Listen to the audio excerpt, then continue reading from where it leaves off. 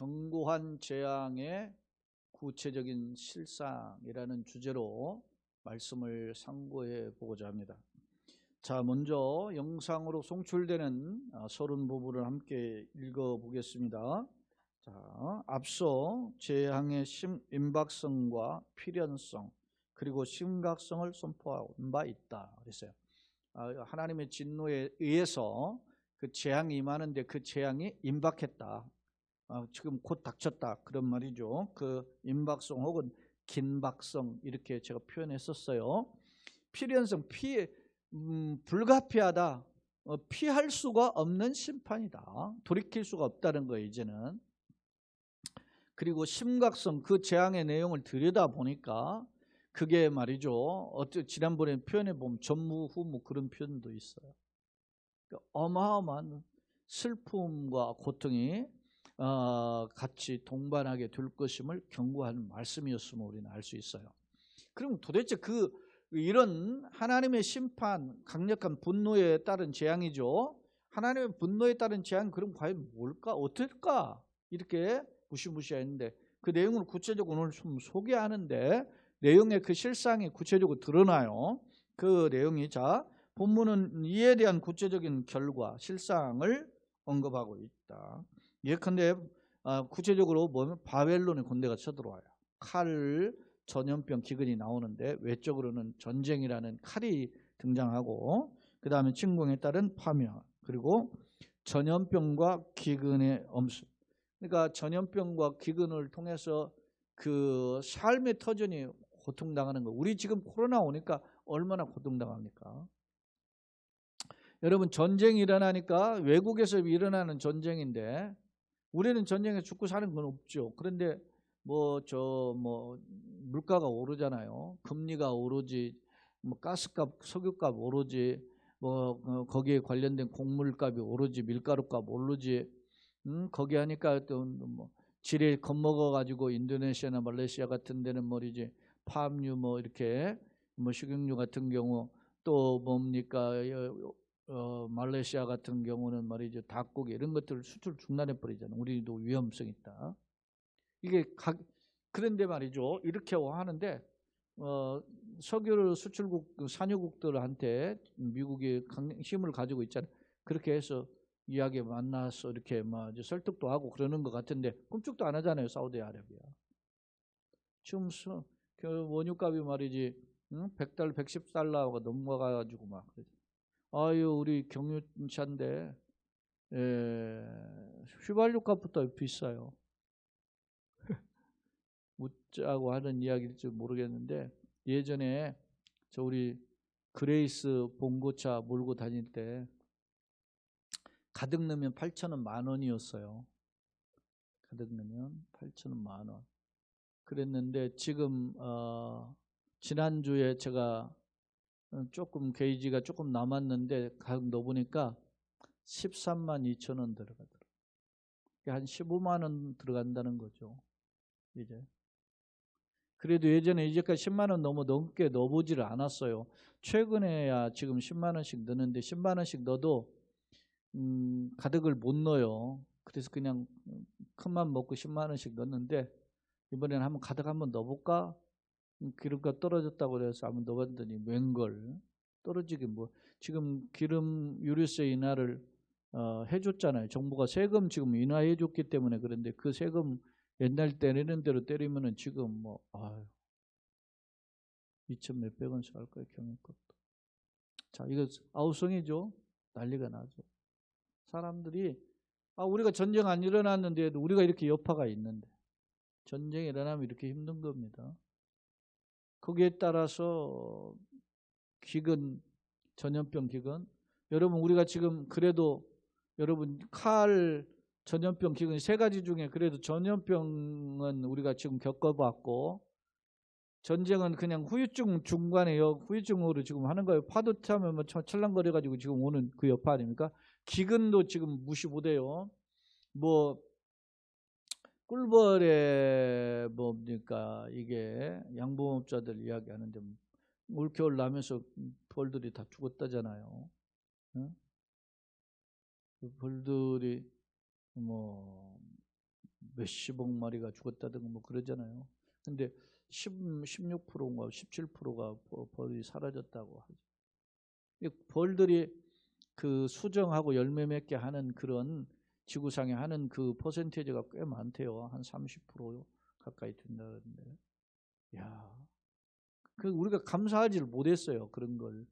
그런데 이상기온이니까 이게 좀 날씨가 좀 따뜻하니까 이제 깨어나야 되는 것보다 나왔다가 막싹 추워버리니까 금방 거기에 별들이 견디지 못하고 죽는다는 거죠.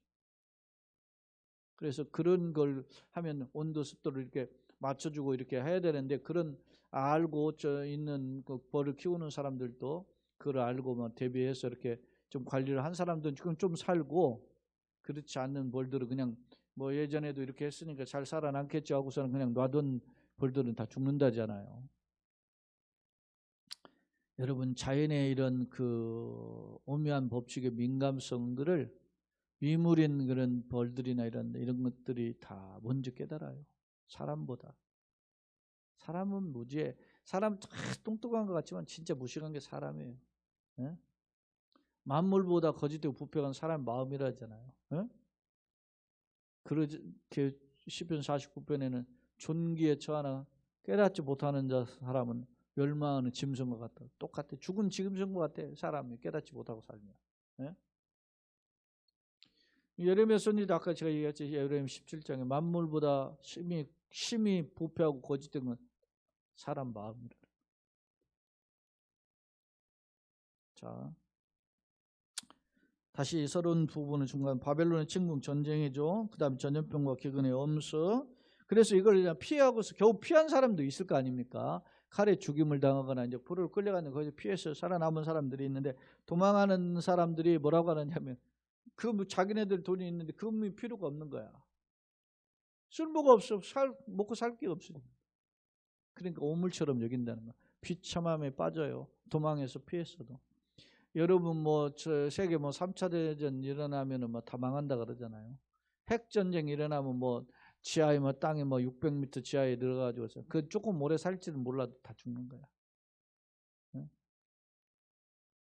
결국 지금 러시아가 마리우폴이라고 우크라이나 공격한 중에 아예 주요 항구 도시를 거기로만 집중했는데 그 제철소가 그거 조 단위가 넘는 그런 시설에 있는 그런 그 우리나라 돈으로 그런 건데, 그 지하 깊은 곳에 했다는. 그러니까 폭격을 해도 사는 거예요. 근데 그걸 막아버리니까 한계가 있을 거 아닙니까? 먹고 사는 게 얼마 버틸 수는 있을지 몰라도. 그러니까 결국 항복해서 다 나왔잖아요. 지금 2,500명, 3,000명이 있던 사람들이. 그러니까 얼마를 좀 더 버티거나 좋은 시설에 있으면 얼마를 좀 더 오래 살거나 그런 것 차이지, 하나님의 준엄한 심판에 피할 수가 없어. 자, 그 다음에 침략자에 의해 하나님의 성수가 더럽히고 성전이 파괴되고 흑발해요. 하나님의 모욕당하는 거죠. 이방의 발발구에. 저도 아까 소위 유대 역사에 대한 기록들을 오늘 낮 시간 내내 그거 역사 얘기를 하도 그 읽다가 보니까 눈도 아프고 머리도 아프고 그렇게 하다가 그냥 이렇게 했는데, 읽었는데 그때는 다 이해가 되는데, 또 읽고 나면 다 잊어버려, 도로 잊어버려. 이제는 그러네요, 나이가. 유대 역사 중에 하스몬 왕조에 대한 내용을 읽어봤는데, 그게 이제 소위 마카비우스의 소위 성전을 정결케 하는 사건이잖아요. 그 사건의 내용을 할 때 그때 당시 셀루쿠스 왕조의 안티파네스, 안티옥이죠. 안티파네스가 그 사람의 이름을 따라가지고 안디옥이라는 도시가 생겼거든요. 안디옥이라는 도시가 시리아의 안디옥, BCD 안디옥, 그렇게 안디옥 우리가 바울이 전도여행을 보다 보면 나오잖아요. 근데 그 안디옥이라는 도시가 당시 세워진 도시가 한 16개나 된다 그래요. 제가 자료를 찾아보니까. 그러니까 이제 근데 그 안디옥이 안티파네스, 그렇게 셀루쿠스 왕조에. 그래서 성전에다가 뭘 갖다 냐면 돼지머리 갖다 놓은 거예요. 그러니까 유다의 마카비우스가 그걸 보고 막 분노한 거죠. 그래서 성전 들어가가지고 성전에 말 타고 들어가가지고 막 밟아버리고, 그 성전에다가 돼지 머리를 갖다 놓고 가증한 짓을 다 한 거죠. 그러니까 그것을 소위 반란이 이렇게 가지고 쫓아내 버린 거죠. 그 셀루쿠스 왕조의 안티오쿠스 에피파네스를 안티옥 에피파네스 4세죠. 그걸 쫓아내 버렸어요. 그걸 청결케 했다. 성전을 청결케 했던 사건이라고 해서 소위 수전절이라고 해요. 성전 청결케 했다. 수전절. 닦을 수자, 성전전자. 수전절이라고 하고 이것을 흔히 카노카라고 해요. 그런데 그때 그렇게 예수님 모시기 주전 한 166년 정도에 했으니까 그렇게 하고 그 이후에 그 마카비우스의 손자인 시몬으로부터 시작된 그 약 한 79년, 80년이라는 하스몬 왕조가 이어지는데 그 하스몬 왕조가 이제 그 당시에 모압, 암몬, 그 다음에 에돔까지 다윗 때는 굴복을 시켰기는 했지만 조공을 다 했고 솔로몬 때는 굴복시키고 조공을 받았지만 아예 이 사람은 하스몬 왕조 이 시몬은 완전 정복해가지고서는 이스라엘화 시켜버 달래밖에 하고 유대인을 만들어 버렸어요. 그래가지고 그 세 나라가 없어져 버렸어요. 그런 그 역사적인 왕조가 있었는데 그게 이제 올라가면서 그 63년에 소위 폼페이우스한테 유다가 전쟁에서 패하고 거기 이제 로마의 속국이 되죠. 그 속국이 되고 거기에 빌붙어서 폼페이우스가 세니까 막 폼페이우스 나부하고 그리고 이제 폼페이우스를 물리치고 소위 율리스 시저 가이사가 그게 이제 로마의 집정관으로 최고의 어떤 황제격과 같은 자리에 오르니까 거기다 아부했어요. 그 아부한 사람이 헤롯 대제의 아버지라. 그렇게 정치 줄타기를 잘해.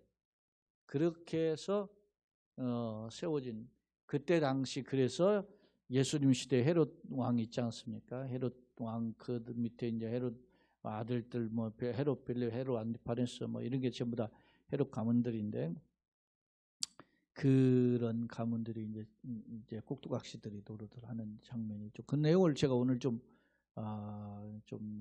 역사의 내용을 읽다 보니까 눈도 아프고 뭐 내용도 많다 보니까 머리도 아프고 왜냐하면 지도 좀 찾아보고 분석 좀 해보려고 하다가 그랬는데 어찌됐든 이런 겁니다.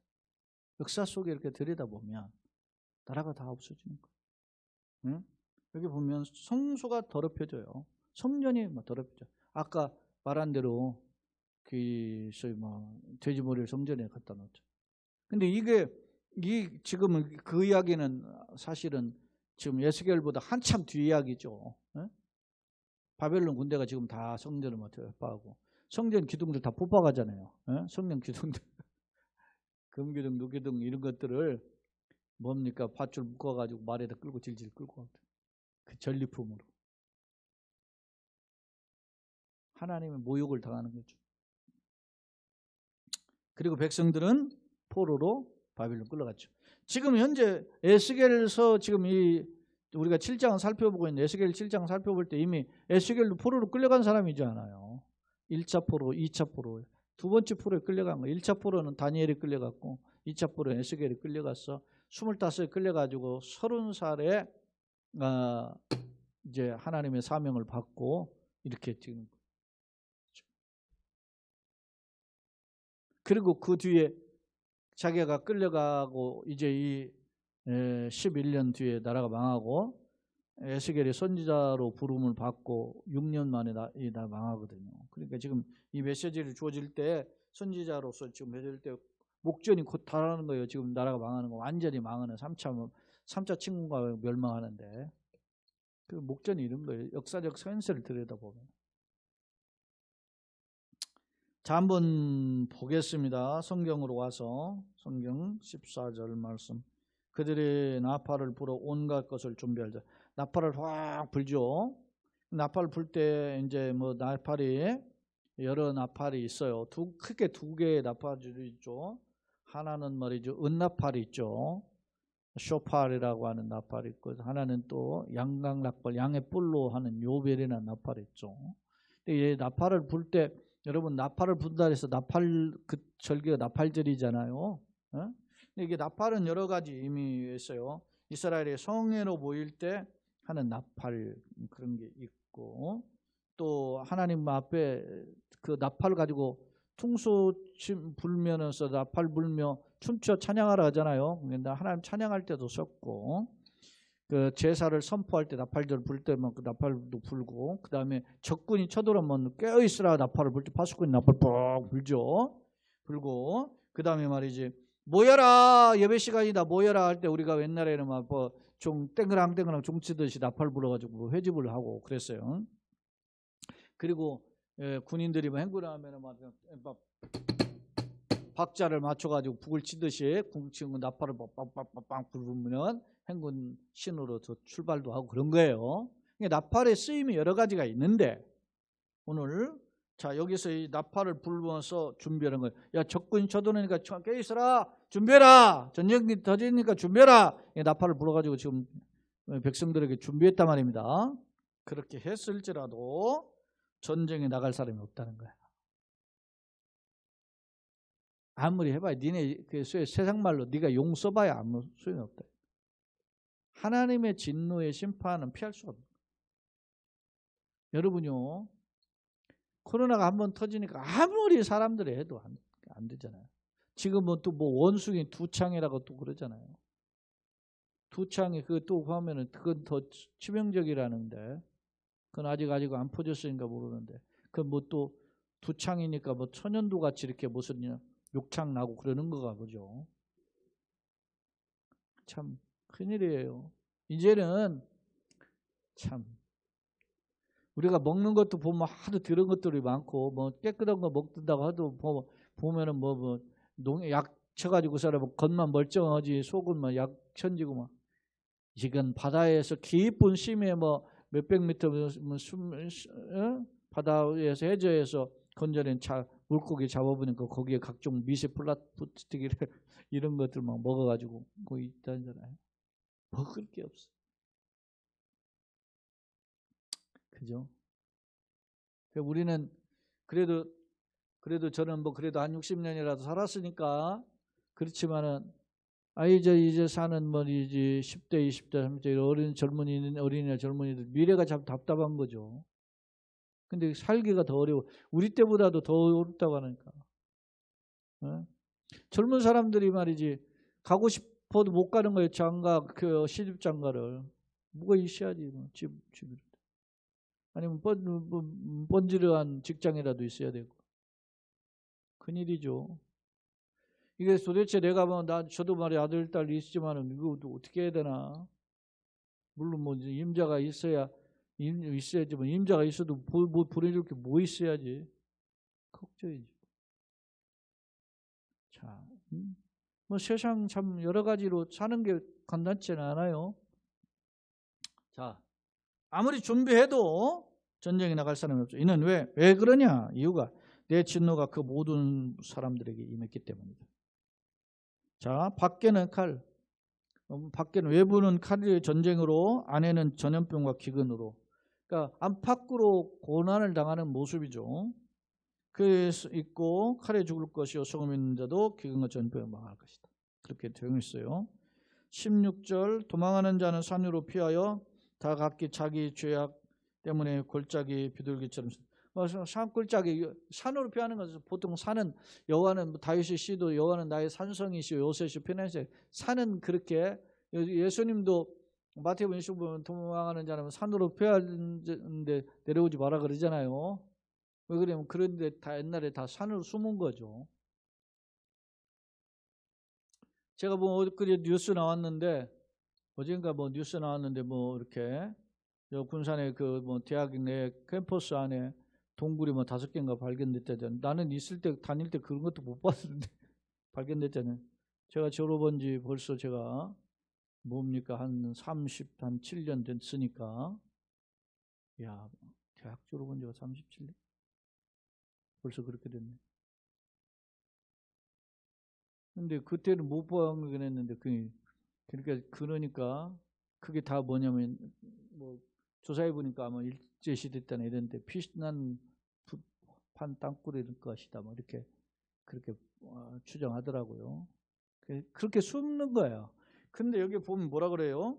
그래 도망가가지고 살 것 같잖아요. 근데 16절에 보면 산으로 피해 각기 자기 죄악이 때문에 골짜기 때문에 골짜기에서 비둘기처럼 슬플 거죠. 도망했는데 슬피 온다는 거예요. 고통당하는 거죠. 구구구구구 슬피 오는 거죠. 며칠 전에 얼마 전에 우리 밖에 나가가지고 저희 이제 학령 사모하고 같이 이렇게 또 보는데 몸이 텅텅하니 살이 찌고서는 새가 하나 앉아 있는 거예요. 내가 보기에는 비둘기 같다. 저 비둘기 아니라더라고. 저렇게 이쁜 비둘기가 있냐고 그랬더니 바로 그 말 끝나자마자 막 구구구구 그래. 비둘기 울잖아요. 슬피 우는 거. 네? 슬피 우는 거죠. 구슬프죠. 자, 17절. 모든 손은 피곤하고 모든 무릎은 물과 같이 약하죠. 손과 무릎이 자기의 그 건강을 상징하잖아요. 그게 다 약골이 되는 것입니다. 자, 그들이 굵은 배로 허리를 슬픔을 가장 비극 이게 굵은 배는 장례식이나 이런 것을 할 때 이렇게 배를 허리에 동이는 건데 극한 슬픔을 표현할 때 하는 표현이에요. 굵은 배로 허리를 묶을 것이요 두려움이 그들을 덮을 것이요 모든 얼굴에는 수치가 있고 얼굴에 수치가 있고 모든 머리는 대머리가 되고 대머리는 당시에 어떤 수치 이런 표현으로 사용된 모욕 이런 것이잖아요. 뭐 천지자 엘리사가 대머리였다 그래요. 그랬더니 대머리에 대한 비난하는 그런 내용이 나오잖아요. 이런 것들에 대한 그런 표현들입니다. 고통, 슬픔, 수치, 모욕 이런 게 될 것이다. 심판날의 재앙이죠. 지금 그 다음에 그들이 그 은을 거리에 던지는 거. 왜? 은이 귀한 값진 거잖아요. 근데 던져버려? 그러면 오물같이 여겨. 오물을 내 버리는 거잖아요. 왜? 쓸모가 없어요. 그게 가치가 없는 거예요. 돈이 있으면 팔아가지고 음식이라도 사야 되는데 그거 살 수가 없는 거예요. 가치가 없어. 이는 여호와 내가 진노를 내리는 날에 그들의 은과 금이 능히 그들을 건지지. 돈으로도 못 가요. 하나님의 나라. 벼슬로도 못 가요. 하나님의 나라. 지식으로도 못 가요. 하나님의 나라. 오직 믿음으로 가고 거듭나야 가는 나라죠. 그렇습니다. 은과 금이 그들을 능히 건지지 못하는 능히 그 심령을 족하게 하거나 그 창자를 쪼죠. 뭐 은을 많이 먹어 금을 많이 먹어가지고 사람 말이지 그게 뭐 되겠어요? 며칠 전에 우리 케이크에 금가루 있다고 그 목사 먹으라고 저한테 줬다. 제가 그거 뭐 평생 안 먹었는데 그까지 먹어서 뭐 되겠다고 안 먹고서는 그냥 딱 버려버렸지. 그랬더니 그거 버렸었다고 막 아깝다고 막. 근데 그거 뭐 금 먹어서 뭐 건강 좋아지고 말고 그거 다 그 기분 탓이겠지. 여러분 생각해 보십시오. 우리가 아무리 쌓아놓은 금인데 쌀은 한 톨 없어가지고서는 100일을 굶었는데 금은 말이지 한 가마니가 있어. 그럼 무슨 소용이야. 아무 소용이 없어. 100일 굶고 살 사람도 없겠지만. 예?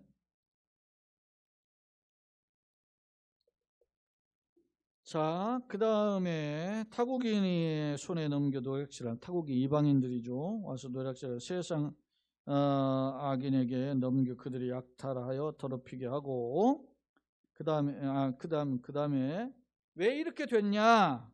20절입니다. 그들이 그 화려한 장식으로 말미암아 교만을 화려한 장식이 뭐냐? 무상 장식들이 돈으로 치대하고 뭐 자기네들 말에 우상 숭배하는 그런 장식들을 그렇게 한 걸로 교만한 거야. 나의 돈 좀 있다고. 야 내가 이게 얼마짜리 백인데 이게 얼마짜리 오늘 얼마짜리 집인데 얼마짜리 차인데 요따요 하다 그냥 망하는 거예요. 그거 가지고 있으면 나한테 주어진 거 남을 위해 쓰라고 주어지는 거지. 여러분 예를 들어서 자기 집 별장 같은 좋은 집이 있다 그럽시다. 그러면 예를 들어서 목사님이 한번 하루 그냥 다녀오세요 쉬라고 보내준다든지, 예? 제 옆에 어디 뭐 남해에 별장이 있는데 목사님 거기 뭐 키를 하나 주면서 다녀오시라고. 예? 아니 목사님 아니어도 꼭 목사만 하라는 게 아니야. 우리 뭐 어느 권사님이든 연세야 드신 집사님들 하루 한 며칠 다녀오라 일주일간 거기다가 펴놓았으니까. 예? 기름 다 꽉꽉 채워놓고 뭐 가스 다 꽉꽉 채워놨으니까 걱정 말고 쓰시라고. 예? 그럼 얼마나 좋아요. 별장 그거 의미 있는 별장이지. 별장 갖지 말라는 말이 아니야. 비싼 차 예를 들어서 좋은 차 있어요. 외제 벤츠다 뭐 얼마짜리다 뭐도 몇 억짜리다 뭐 롤스로이스 포르쉐 뭐 이런 그 발음도 어려운 차들 가지고 이거 목사님 어디 가시는 지방 내려야 돼 이거 한번 타고 갔다 오세요. 자꾸 목사 이야기에서 미안하지만 집사냥을 해보세요. 그게 가치가 있는 그게 부자지 진짜. 예? 예를 들어서 내가 어디 예를 들어서 신라 호텔 5성급 호텔에서 오늘 예를 들어 저녁에 뷔페를 먹었는데 30만짜리 먹었다 합시다. 쿠폰 한 2장 뜯어와봐. 떼어와가지고서나 한번 다녀오시라고. 이런 것이 진짜 부자지. 안 그렇습니까? 내가 가지고 있는 부자, 내가 가지고 있는 화려함, 내가 가지고 있는 지식, 내가 가지고 있는 돈, 내가 가지고 있는 어떤 권력, 내가 가지고 있는 재능을 나만 쓰지 않고 내가 가지고 있는 그 주변의 모든 환경적 조건을 나만 쓰지 않고 베풀 수 있는 거 그게 축복이다. 그게 능력이고. 아무도 못해. 이거 누가 해? 이걸. 세상 사람이 합니까? 예수 믿는 사람이 하는 거지. 보세요. 여기에 보면 심판날에 그들이 쌓아놓은 화려한 것들이 아무것도 필요가 없어요. 그 화려한 장식으로 교만을 퍼먹고 또 그것으로 가정하는 우상과 미운 물건을 만들었은즉 내가 그것을 그들에게 뭐가 돼요? 오물이 되게 하리라. 완전 쓰레기 더미로 만들었대. 타국인의 손에 넘겨 노력하게 하고 그 자기 만들어 그 화려한 거 다 빼앗기고 그 다음에 세상 악인에게 넘겨 그들이 약탈당하고 다 더럽히게 돼. 그리고 내가 또 내 얼굴을 그들에게 돌이키리니 그들이 내 은밀한 처소를 더럽히고 포악한 자도 자기의 거기 들어와 더럽히리라. 하나님의 성전까지 들어 이방이 짓밟는다니까요. 앞서 이야기했잖아요. 안티오스 에피파네스 4세가 거기에다가 말이지 성전에 돼지머리 놓고서나 말이지 했었다는 거. 그런 비극적인 일 벌어질 때. 성수가 더럽힌다는 21절, 24절도 나오는데. 자, 23절 너는 쇠사슬을 만들라. 이는 피 흘리는 죄가 그 땅에 가다가고 포악의 그 성을 쇠사슬은 포승줄을 만들어가지고 이제 끌려가는 거죠. 내가 이 극히 악한 이방인들을 데려와서 좋은 사람이 아니야. 악질들 데려오는 거예요 지금. 그들이 그 집을 점령하게 하고 강한 자의 교만을 거치게 하리니 그들의 성수가 더럽. 하나님을 하나님 되게 하지 않고 그냥 세상으로 하니까 하나님 완전 그냥 세상에 야 니네 꼴 보기 좋다 말이지. 니네가 있는 하나님 성전이 막 이렇게 다 짓밟아 버려. 그 사람들은 막 악한 사람이니까 하나님 두려워하지 않는 놈들이 와서 짓밟는 거예요. 교회 무시하고 개무시하고 예배 무시하고 그 사람들이 하나님 믿지도 않는 사람 뭐 알겠어요. 우리가 하나님 경외하지 않으니까 세상에 하나님 무시하는 거죠. 우리가 하나님 경외하고 하나님에 대한 믿음 예배의 그 자세를 가지면 하나님 영화로움을 우리도 들리지만 세상도 그걸 두려워하게 되는데 그렇지 않으니까 이런 결과가 오게 되는 걸 이야기해요. 자, 그 다음 패망이 이르느니 그들의 평강을 구하여도 없어질 것이고 환란이 환란에 더하고 소문에 소문을 더할 때 선지자에게 묵시를 선지자가 하나님 뭐 계시 있습니까? 구하나 헛될 것이고 제사장 율법이 없어지고 장로에게 책략 이 지혜가 모략 장로들은 연장자니까 경륜이 있잖아요. 그런 지혜가 없어진다는 거예요. 왕은 애통하고 고관은 놀람을 옷 입듯 하며 주민의 손은 떨리리라. 왕과 고관 정치 지도자들이죠. 다 무능해진다는 거죠. 내가 그 행위대로 그들을 갚고 그 죄악대로 그들을 심판하리. 내가 여호와인 줄 그들이 뒤늦게 알 것이다. 자, 두 번째 화면입니다. 자, 14, 15절 재앙을 대비한 백성의 노력에도 전염병 기근을 피하지 못할 것이다. 아까 나팔은 회중을 부르거나 행군할 때나 전쟁을 경고하거나 제사날을 선포할 때네 혹은 찬양의 표현으로 사용했었어요. 자, 설령 재앙을 피하여 도망하더라도 공포와 수치에 비참함에 빠지게 될 것임을 경고하죠. 그 다음에 현실에서 추구하며 의지하던 금이 오물처럼 여겨지게 전혀 유익이 되지 못한 것, 내가 자랑했던 건 다 헛되고 어쩔 뿐이에요. 또 하나는 우상 아무 도움도 주지 못하고 자랑하던 하나님의 성전, 야 이게 성전 얼마나 크게 지었는데 아래 다 무너진다는 거죠. 그 다음에 화려한 성읍은 이왕의 18개고 백성은 포로로 끌려갈 것이다. 뒤늦게 종교적인 지도자인 선지자나 제사장 장로들이 그걸 뭐 묵시를 이야기 율법을 뭐라고 지혜를 내도 다 헛될 것이고, 왕과 고관인 정치 지도자들이 백성을 모아서 이렇게 해도 그 문제를 해결해 심판을, 하나님의 준엄한 심판을 해결하지 못한단 말입니다. 세 번째 화면입니다. 오늘 재앙의 구체적인 내용을 한번 전쟁에 들여다보면 첫째 외적인 고통이 있는데 그건 전쟁이에요. 전쟁이 구체적으로 바벨론 침공으로 성읍이 파괴되고 백성들은 포로로 끌려갔죠.